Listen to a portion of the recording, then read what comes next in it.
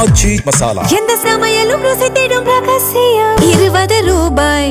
தமிழக சட்டமன்ற தேர்தலுக்கான வேட்புமனு தாக்கல் நிறைவு பெற்றிருக்கிறது. கடந்த 30ஆம் தேதி தொடங்கிய வேட்புமனு தாக்கலானது இன்றுடன் நிறைவு பெற்றது. 4 நாட்கள் விடுமுறை என்பதால் 4 நாட்கள் மட்டுமே வேட்புமனு தாக்கல் செய்ய அவகாசம் கிடைத்திருக்கக்கூடிய சூழலில் இன்றே கடைசி நாள் அப்படின்னு இருந்தது. இப்போ 3 மணியோட இந்த வேட்புமனு தாக்கல் நிறைவு பெற்றிருக்கிறது. கூடுதல் விவரங்களை எமது செய்தியாளர் பாஸ்கரன் விவரிக்க கேட்போம். Bhaskar, over to you. இதுவரை சுமார் 4000 வேட்புமனுக்கள் தாக்கல் செய்யப்பட்டிருக்கிறது. தமிழகத்துல சட்டப்பேரவை தேர்தலுக்கான வேட்புமனு தாக்கல் கடந்த 30ஆம் தேதி தொடங்கியது. 8 நாள் கால அவகாசத்துல 4 நாட்கள் விடுமுறை, மீண்டும் 4 நாட்கள்ல வேட்புமனுக்களை காலை 11 மணி முதல் 3 மணி வரை தாக்கல் செய்யலாம் என்ற அடிப்படையில இன்று இறுதி நாளான இன்று 11 மணி முதல் காலை 11 மணி முதல் 3 மணி வரை கால அவகாசம் வழங்கப்பட்டது. இதுவரை சுமார் 4000 வேட்புமனுக்கள் தாக்கல் செய்யப்பட்டிருக்கிறது. ஆண் வேட்பாளர்கள் என்ற அடிப்படையில் 3196 வேட்புமனுக்களும், பெண் வேட்பாளர்கள் என்ற அடிப்படையில் 800 வேட்புமனுக்களும், 3ஆம் பாலினத்தார் ஒரு என்ற அடிப்படையிலும் 3997 வேட்புமனுக்கள், சுமார் 4000 வேட்புமனுக்கள் தாக்கல் செய்யப்பட்டிருக்கிறது. இந்த வேட்புமனுக்கள் எல்லாம் பதிவேற்றம் செய்யும் பணி என்பது நடைபெற்று வருகிறது. நாளை வேட்புமனுக்கள் மீதான பரிசீலனை என்பது நடைபெறும். 9ஆம் தேதி வேட்புமனுக்களை திரும்பப் பெறுவதற்கான கடைசி நாள். 7ஆம் தேதி வேட்புமனு மீதான பரிசீலனை நடைபெறும் போது எந்த வேட்புமனுக்கள் ஏற்றுக்கொள்ளப்பட்டது, நிராகரிக்கப்பட்டது என்பதை தெரியப்படுத்துவார்கள். 9ஆம் தேதி வரை கால அவகாசம் வேட்புமனுக்களை திரும்ப பெறுவதற்கான வாய்ப்பு.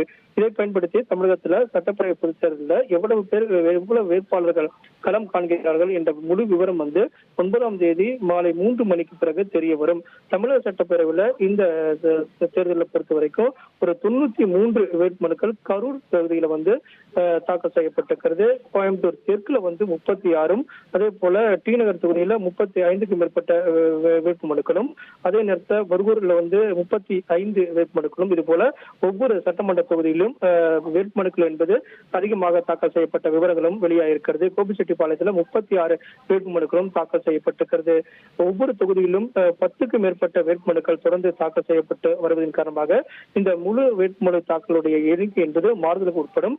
நாளை காலை முழு வேட்புமனுக்கள் எவ்வளவு தாக்கல் செய்யப்பட்டிருக்கிறது என்பது குறித்தான முழு விவரமும் தெரிய வரும். அந்த வகையில தான் காலை 11 மணிக்கு வேட்புமனு மீதான பரிசீலனை என்பது தேர்தல் நடத்தும் அலுவலர் அவங்களுடைய RO ஆபீஸ்ல நடைபெறும். அந்த ஆபீஸ்ல நடைபெறக்கூடிய அந்த வேட்புமனு பரிசீலனை போது வேட்பாளர் அல்லது அவருடைய ஏஜென்ட் எல்லாம் உடனிருப்பார்கள். தேர்தல் பார்வையாளரும் உடனிருப்பார்கள்.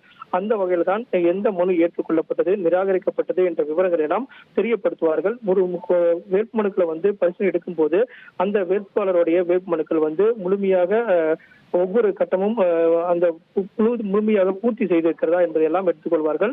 பிரமாண பத்திரங்கள் தாக்கல் செய்யப்பட்டிருக்கிறதா, உறுதிமொழி எடுத்துக்கொண்டாரா, இது போன்ற விவரங்களை எல்லாத்தையும் எடுத்துக்கொண்டு அதனடிப்பில் தான் பரிசீலனை மேற்கொள்ளப்படும். தகுதி வாய்ந்த வேட்பாளர்கள் யாரையுமே நீக்கப்படக்கூடாது, நிராகரிக்கக்கூடாது அப்படிங்கிறத தேர்தல் ஆணையம் திட்டவட்டமாக தெரிவித்திருக்கிறது. இதன் காரணமாக தேர்தல் பார்வையாளர்கள் முன்னிலையில் நடைபெறக்கூடிய இந்த தேர்தல் பரிசீலனை என்பது முக்கியத்துவம் வாய்ந்ததாக பார்க்கப்படுகிறது. இன்று 3 மணிக்குள் இந்த தேர்தல் நடத்தும் அலுவலர் RO ஆபீஸ்க்கு வந்த வேட்பாளர்கள் அனைவரையும் அவங்களுக்கு எல்லாம் டோக்கன் கொடுப்பாங்க. எப்படி நம்ம ஓட்டர்ஸ் கியூல நிற்கும் போது 6 மணிக்கு பிறகு உள்ள வந்தவங்களுக்கு எல்லாம் டோக்கன் கொடுக்கப்படுமோ, அதே போலதான் இந்த RO ஆபீஸ்க்கு 3 மணிக்குள் வந்தவங்களுக்கு எல்லாம் டோக்கன் கொடுக்கப்பட்டு அவங்களும் வேட்புமனு தாக்கல் செய்வதற்கான கால அவகாசம் என்பது வழங்கப்படும். ஆனா அது 3 மணிக்குள்ள அவங்க வந்திருக்கணும். இல்லை என்றால் நுழைவாயில், அதாவது RO ஆபீஸோடைய நுழைவாயில் முழுமையாக பூட்டப்படும். அதற்கு பிறகு வரக்கூடியவர்களுக்கு யாருக்கும் அனுமதி கொடுக்கப்படாது. இதையெல்லாம் கருத்தில் கொண்டுதான் தமிழக சட்டமன்ற பொதுத் தேர்தலுக்காக 4000 வேட்புமனுக்கள் தாக்கல் செய்யப்பட்டிருக்கிறது அப்படிங்கிறத தற்போதைய தகவலாக உள்ளது. விவரங்களை வழங்கியமைக்கு நன்றி பாஸ்கரன்.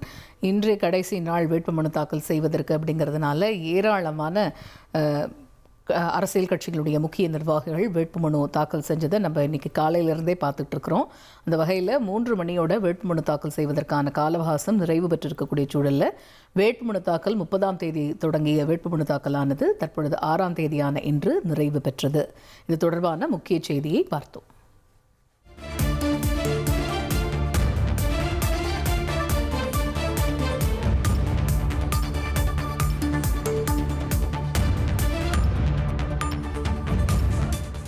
தமிழக சட்டமன்ற தேர்தலில் மொத்தம் 3997 வேட்புமனுக்கள் தாக்கல் செய்யப்பட்டிருப்பதாக தகவல் வெளியாகி இருக்கிறது. இறுதி நாளான இன்று ஏராளமான வேட்புமனுக்கள் தாக்கல் செய்யப்பட்டன. ஆண்களை பொறுத்த வரைக்கும் 3196, பெண்களை பொறுத்த வரைக்கும் 800, மூன்றாம் பாலினத்தவரை பொறுத்த வரைக்கும் ஒரு நபர் வேட்புமனு தாக்கல் செய்திருக்கிறார்கள் என்ற முக்கிய செய்தி வெளியாகி இருக்கு. அதை நம்ம பார்த்துக்கிட்டு இருக்கோம். அதிகபட்சமாக கரூரில் தான் 93 வேட்புமனுக்கள் தாக்கல் செய்யப்பட்டிருப்பதாக தகவல் வெளியாகி இருக்கிறது. ஸோ வேட்புமனு தாக்கல் செய்வதற்கு இன்றே கடைசி நாள் அப்படிங்கிறதுனால ஏராளமான வேட்புமனுக்கள் இன்னைக்கு மட்டுமே தாக்கல் செய்யப்பட்டது அப்படிங்கிறதையும் நம்ம பார்த்துக்கிட்டு இருக்கோம். அந்த வகையில் 3997 வேட்புமனுக்கள் தாக்கல் செய்யப்பட்டிருக்கக்கூடிய சூழலில் கரூரில் தான் அதிகபட்சமாக 93 வேட்புமனுக்கள் தாக்கல் செய்யப்பட்டிருக்கிறது. எந்த சமையலும் ருசி தேடும் ரகசியம் 20 ரூபாய்.